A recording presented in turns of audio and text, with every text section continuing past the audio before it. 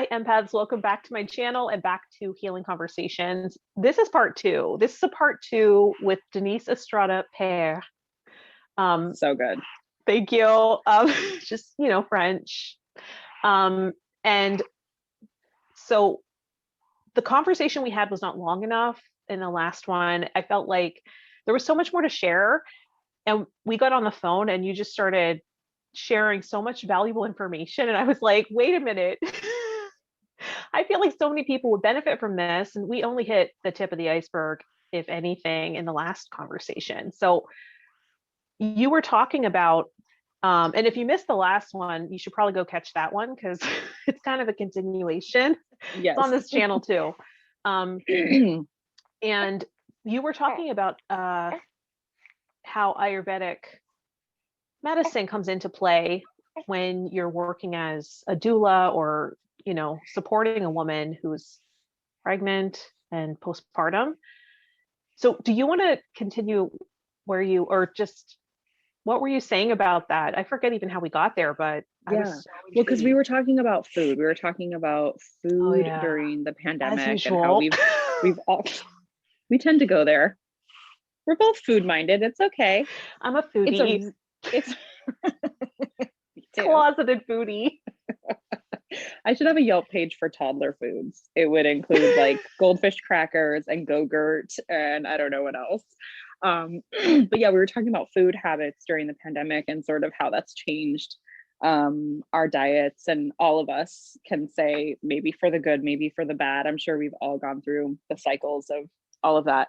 But I was saying that I teach this postpartum workshop called Your Fourth Trimester. So we all know that babies have 3 trimesters in which they're growing inside the birthing person's body. And then when they come out, we refer to that lovingly as the 4th trimester, meaning they still have lots and lots of growing to do and lots of development before they can be, they're not going to go out and get a job, at 12 weeks, but they're a little bit more independent. They can kind of hang out by themselves a little bit longer. She's on me right now because as I tried to explain to my 4-year-old, she's used to being hugged by mama's body. So we have to keep hugging her so that she feels safe, right? So baby wearing is a big part of the 4th trimester for me. But your food and the things that you nourish your body with are completely changed when you have your baby. So if you're familiar at all with the Ayurvedic doshas, Ayurveda is known as the sister science to yoga. That's kind of what it's generally called, right? The sister science to yoga, and it's very food driven. And you kind of understand who you are, what the characteristics of your personality, your body, your setting where you live, like all these things have Ayurvedic doshas assigned to them. There's 3 doshas: Pitta, Kapha, and Vata. I guess I'm probably preaching to the choir here because your viewers know all about Ayurveda, but if they don't, quick. Maybe they don't. And it's a really interesting science to delve into. And dosha 1 would be Pitta. In no particular order. Pitta is water and fire, right? You've got these 2 elements that make steam. So it's very heated, it's bubbly, it's volcanic, right? You've got Vata, which is ether and air, space and air, which is wind primarily. And then you've got Kapha, which is water, and earth, which makes mud. So sort of sludgy, nourishing. So Kapha, that sludgy, nourishing one, is the element in which we are when we're pregnant, because we are growing this thing inside of us. As they get bigger, they're sort of, everything's sort of really packed in there, and it's tough for them to move. And as we are nourishing our body and all full of this kapha inside of us, we need to balance it out with the other elements. So it's all about finding a balance, primarily through food and some other cultural practices. So a lot of pregnant women, when they're pregnant, because they're so kapha heavy, they very naturally crave things like grapes and watermelon and peaches and stone fruits, summer fruits, very cooling elements. I remember one time leading a class, a yoga class, and the theme was literally, if you cannot do the work to dig deep, literally just think of anything that makes you happy. Like, it's just the thought process of just like copy and paste. Like, what is somebody or something or somewhere that fills you with such joy that it puts a smile on your face? And I kept bringing it throughout the class. And at the end of class, this woman came up to me and she said, "Do you know what was my thing?" And I was like, "What?" And she said, "Crushed ice." I was like, "Oh my God, how pregnant of you." That's so funny. I mean, Yeah. I craved ice a lot when I was really anemic because it's a Yeah. non-nutritive substance. Yes. So I Yeah. was like all day looking for ice. Crushed. And she would go to this one particular Circle K, which is like a bodega or liquor store or whatever around here, that had the like little dispenser, so she could go and get like a giant cup of just that pebble ice, that like perfect pebble ice. Yeah, it's perfect. So yeah, not all ice is created equal. That's true. But what you're saying is also a principle in hypnosis of bringing a resource state to a trigger. Yeah, which I think is really powerful. And it's conversational hypnosis, right? It's like, it's funny how those things come into play, like hypnosis or NLP, when, you're not even realizing, we don't even realize what we're doing, but that's neuroplasticity, like, let's bring resource states to our suffering. Well, yeah, and that's what I was talking about in part one, where I said, so, and we're going off, and I'll come back to it. But when I said that there's that saying, how you do things on the mat is how you do things in life. So when you can bring these images and these feelings, I love when she headbangs. Isn't that so great how babies headbang like that? When we're bringing these overwhelming feelings of joy into a state which would not particularly support that, but you're sort of saying like, no, mind, I'm gonna show you who's boss, and come into this joyful state through whatever it is. You start to do that maybe more and more on the mat, maybe more and more in life situations. So yeah, it is sort of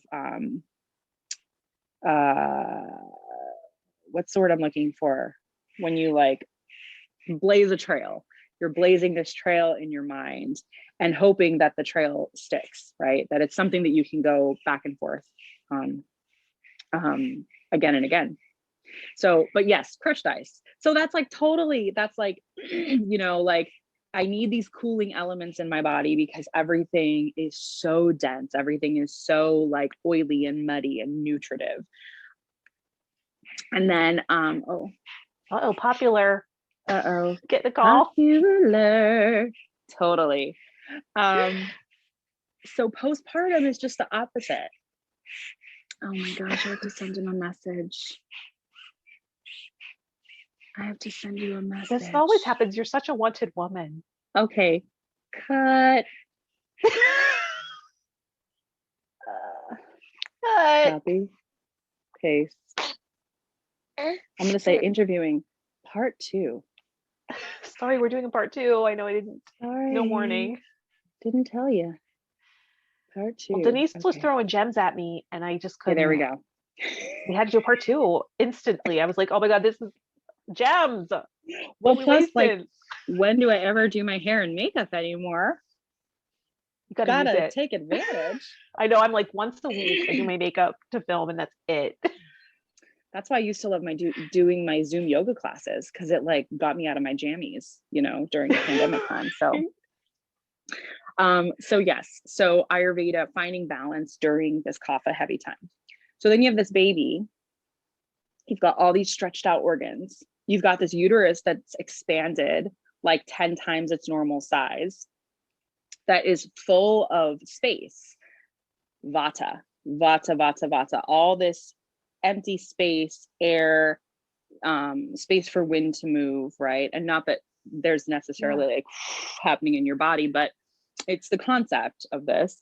And so this is the time when you want to balance out with that pitta and kapha. So warming spices like coriander or even cayenne to a certain extent. Heavy oils and fats like ghee. There's even there are some cultures that what's it called? Abhyanga, where they do the abhyanga, which is self massage with oil, right? And so it's this idea. I mean, I remember right after I had her, and I was like itchy, because I feel like everything was sort of shedding. And my son came over, and I'm dark skinned, and so I had these like nail marks on my arms, and he was like, "Mama, what's wrong with your arms?" I'm like, "Oh, Mama needs to moisturize." So it's the idea that That's so everything's sort of vata. dry. Yeah. So vata, yes. And Yeah, so and once vata's out of nourishing. whack, everything gets pushed out. I learned that from an Ayurvedic practitioner. Yeah, like I know in New York it's such a vata environment. And speaking of vata, little Lily there is just demonstrating. Oh, she stopped when I said her name. She was breathing and showing us vata. Little Such Lily. vata. I know. Headbang.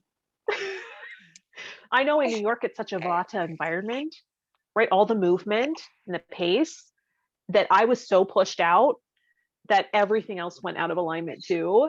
Yeah. Because they say if vata's out of whack, everything is kind of pushed. Everything is out of whack. Yeah. Oh wow. And I've never heard that, but that makes sense. It's interesting also that like postpartum, you're dealing with this exacerbation of vata. And that also deals with your mental state, right? And so that does come into play often for women. Yeah.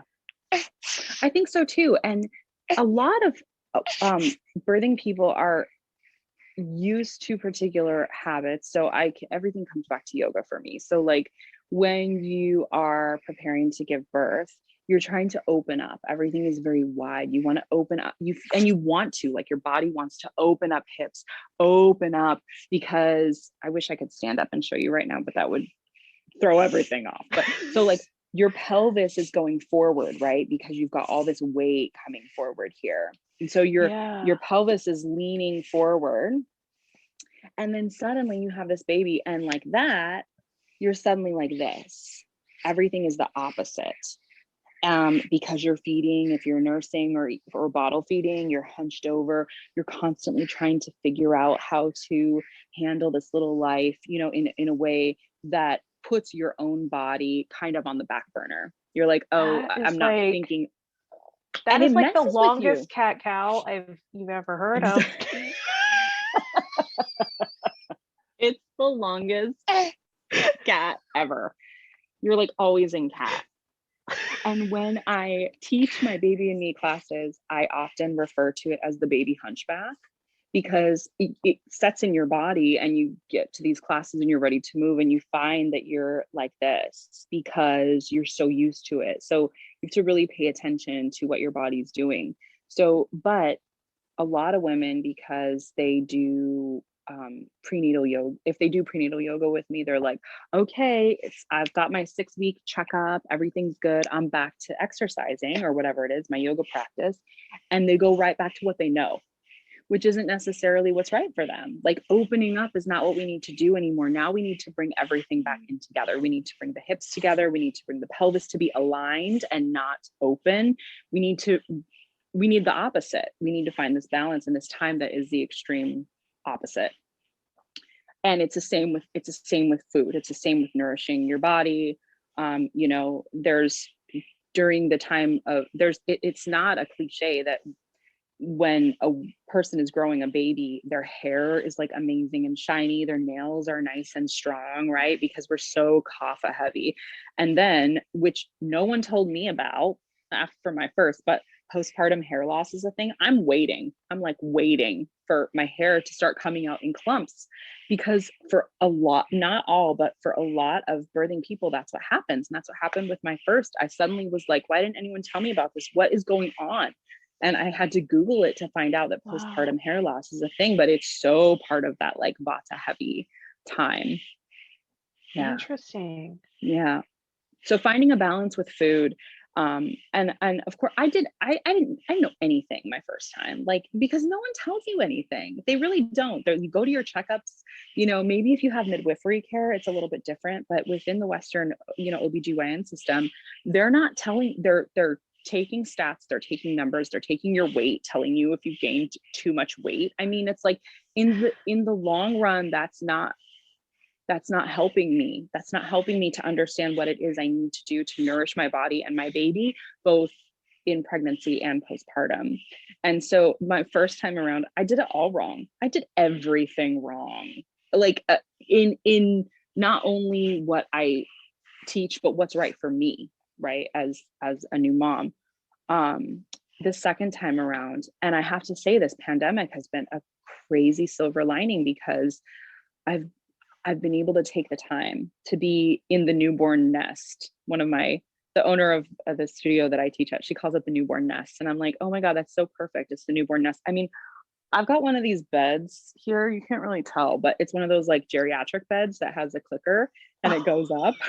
I lived in this bed for like the first 4 weeks. I didn't go anywhere.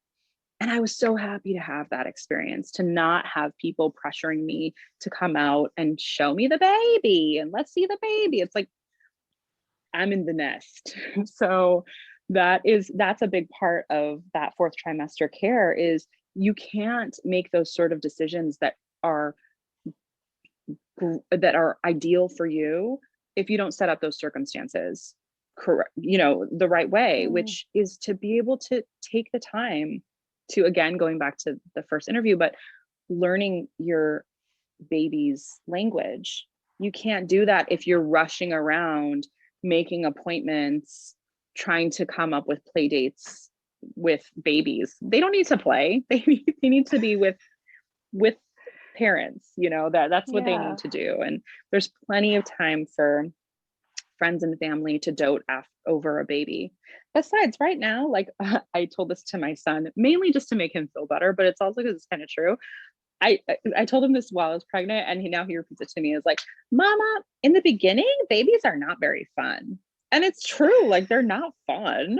It's beautiful, it's joyful, it's a lot of different things, but they're not fun. They're just little like balls of reflexes, you know, as you try to understand each other. It's after the fourth trimester that they start to kind of come out of their shell, and it's like, oh, okay, this is the part that everyone really wants to see. They really want to see this little baby's characteristics and personality coming out.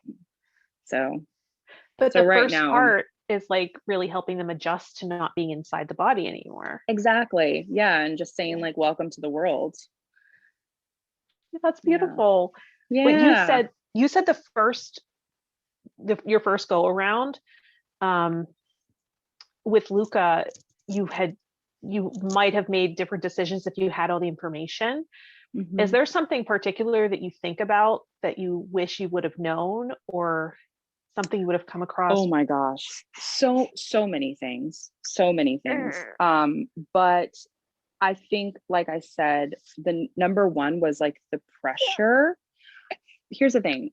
My mom is a mom of 4. She was not as well supported by her people as I am, right? And so she had to get up, and like the second babies were born, they were going along with her to wherever it was, grocery shopping or whatever it was. And there was this kind of voice in the back of my head, I think, where I was like, well, if my mom can do that, I can do that too. Like, why not? I'm a strong, independent woman. I can make dates with people and keep them. I'm not going to let this little baby keep me down. That's like the mentality, right? Like, this baby's not keeping me down. I'm going to live the life I've always lived, just with a baby in tow. And as much as that's possible, and some people don't have that choice. They have to do that, you know, and I have all the admiration in the world for those people. I was in a position, and still am in a position, where I have a very supportive partner who's like, you don't have to do all that. Like, you can stay home and do what you need to do to take care of these little lives. So I think it would be to slow down. I think if I could do it again, I would just slow down. This pandemic has caused a lot of people to have to make that decision, and it's probably against their will. You know, they're like, I don't want to slow down. I want to be out there doing, you know, mommy and me stroller walks and baby yoga and all of those things. And like, believe me, I do too, but you have to learn to tap into the inner conversation between you and your baby first. And you can't do that if you're constantly taking your baby out or bringing people in to come and, you know, have mimosas while we look at the baby. You can't do that. You know? I once heard that as a baby, one of its it might be it's the biggest fear of a newborn is a fear of falling. Mm-hmm. And you had mentioned something about if you wonder why your baby's fussy when you put it on a flat surface, there's a reason for that, right? Yeah. Used to being in your body. And I mean, it's strange to me that we have these expectations of babies, which is to sleep amazing. That they don't know day and night. It's real dark in our bodies. They don't know. So that circadian rhythm has not formed yet. Also, I remember learning that baby sleep cycles are about 45 minutes long. Adult sleep cycles, eventually we get to 90-minute sleep cycles. And we naturally wake just barely enough. And those are often the times where we get up and we have to pee, right, in the middle of the night, because it's at a sleep cycle when it's sort of releasing. But instead of going back to sleep and connecting those sleep cycles, we're like, oh, the body's giving me a message. I have to get up and go pee. So those are the times when we usually have to get up and go to the bathroom. So I remember learning that it's not how much you sleep, it's how many complete sleep cycles you get. So interesting fun fact. Anyway, babies, their little sleep cycle is only 45 minutes and they need help going back to sleep. And so when they wake, like sometimes she's probably just telling me to shut up right now, actually, but it's possible that some of them are sleep cycles where she's coming up out of it and she says, oh, I'm safe, right? Oh, I'm in a safe place. And so I'm going to go back to sleep. It's cool. She slept for like 5 hours in this thing. It's all about feeling safe in here. If you put a baby suddenly on their back, you know, they've been all scrunched up inside your body and all warm and hugged, as I like to tell my son. And then suddenly they're on their back in a foreign place or a place where there's not a caregiver there ready to scoop them up or whatever, laying next to them. Yeah, they're going to cry. They're going to be scared. It's their natural, you know, response to being alone. If they were left out, if this were, you know, caveman days, cave person days, they would be out there and ready to be eaten by the wolves. So yeah, they're going to cry. So it's interesting that we are like, okay, you're a baby, but you're going to have to get on my schedule because I'm not having this waking up situation. But yeah, there's also so many things that I think stem from that like lack of understanding. If a woman doesn't have that, yes, like there are people that say when we have like dreams where we're falling, those are lingering fears and traumas from being an infant. And also, you know, not being able to self-soothe and finding maybe unhealthy ways to do so is a result of maybe not being held enough. And it sounds like it would be very easy to have that feeling as a baby that you weren't held quite enough. Like how many women, I mean, do you see, I mean, now it's more common to just have your baby on your body. But so many times it's just like there weren't products to offer that. We weren't worn like that, I don't think. I mean, I'm speaking for myself and probably for you. I mean, now there's like 500 different baby carriers you can choose from. You have to like read all the reviews before you make a decision. Like, you know, in the late 80s or early 90s, maybe there was like the one baby Bjorn, but now we understand a little bit more about that. And circling back to our previous conversation, I think that is a big reason that my son is so confident. He had this incredible confidence from the time that he was able to walk and talk. And personally, I think it's because he has been held and supported, and he knows that he's in a safe place. You know, I hope that doesn't backfire eventually, because he's real friendly. Stranger danger, but you know. But that's so true, because just like we were saying in the first conversation, language isn't verbal. So you have to say you are safe in a physical way, you know, in the body, like yoga signaling, the body signaling to the mind about safety. Like I think I learned 80% of feeling safe is the signals your body's sending to your brain, not the other way around. Like the way you're moving your body, your breath. It's like, well, I'm breathing deeply, so I'm safe. It's not like the brain saying you're safe, so breathe deeply. It's actually the opposite. So I think it's just such a perfect match to, you know, support a woman who I imagine has some stress hormones going.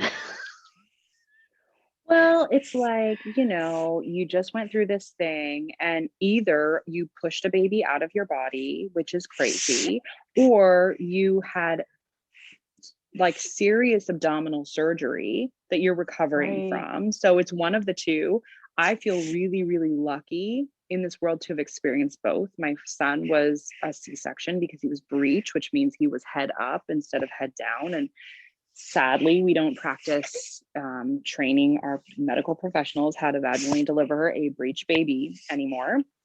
But, and I had a vaginal birth with Lily, and that was 4 years later. So I have experienced both types of recovery. I have experienced both types of kind of emotional and mental recovery too, that comes along with that, I think. So you're like dealing with this crazy change in your hormones, your hair's falling out, your skin is dry, you maybe have like stretch marks and a completely different shape of your body than what you were previously used to. And you've got this crying, irrational being that you are trying to learn their language. And if you have other children, you're trying to juggle all of that. And so it's no wonder, you know. I remember with my first, people saying like, oh, you must be in baby bliss. I remember that was like a thing. And I was like, I'm not having a very good time. You know, I was not having a good time. So, you know, and now I know more about this time around. I was so careful as to how I was setting up my newborn nest and making sure that I had all of the emotional and spiritual food to be able to feed me during this time. And putting those people around you, even if you never see them, that support system is so important, because we can't do any of this alone. We can't. I remember learning that there was this anthropological study where these people went to, I think it was an island in like the French Polynesia or something, and they went to go and observe this group of people that I might be throwing, you know, I might be throwing some misinformation out there as to where this was. It was some island somewhere. They go and they observe this group of people with the particular eyes of what are they doing for their new moms. And it was observed that over the course of the time that they spent there, every 24 hours, it was an average of 11 different pairs of hands that held this baby. 11 pairs of hands. That's a lot of people to help out a new mother. And I don't know if I want 11 people in here right now, but I don't think it's meant to be like this nuclear household that we've created for ourselves in the West. I really don't. You know, there are plenty of cultures still that have this very nurturing, mother focused recovery period that they set up for their new mothers. But in the US, it's not quite that. We're talking about it more and more, which is great. I love that we're having the conversations about it of like, well, maybe we're wrong. In fact, Yeah. an article just came out via the BBC yesterday or maybe the day before, and I think that's what it's called, is like, what if we in the West are wrong about children and the way that we approach child rearing, especially infants.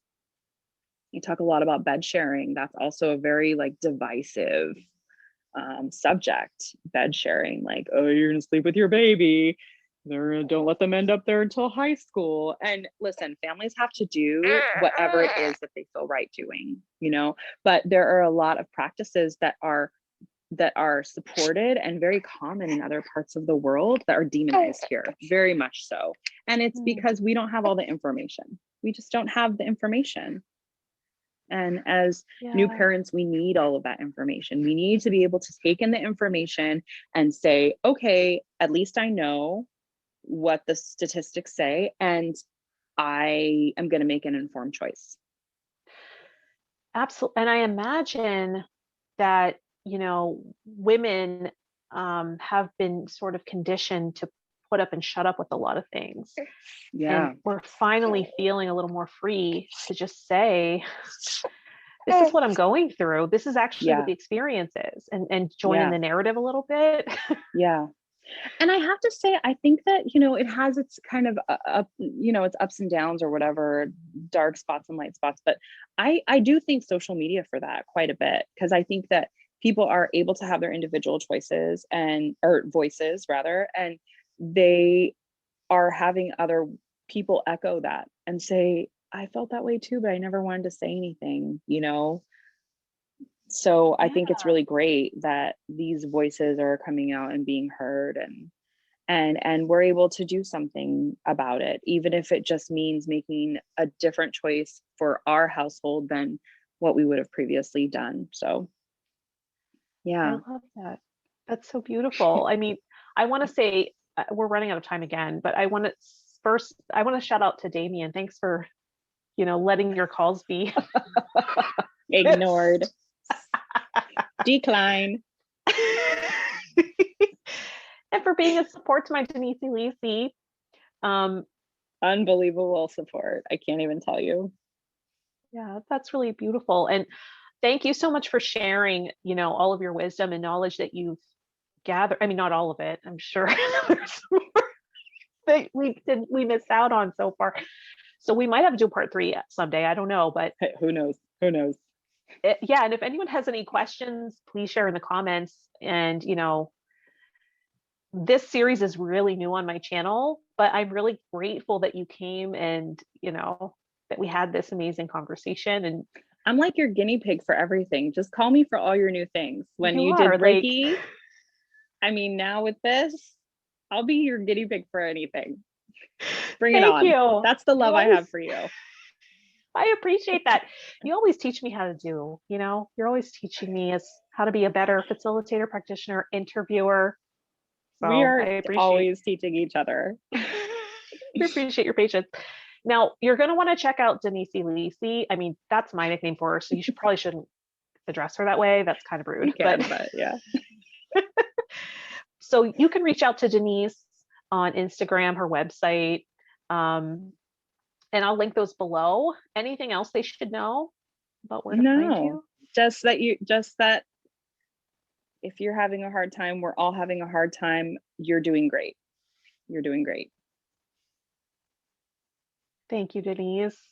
This was another amazing conversation. I mean, we should just do a regular series. You're gonna need a theme song, by the way. We're gonna have to work on that.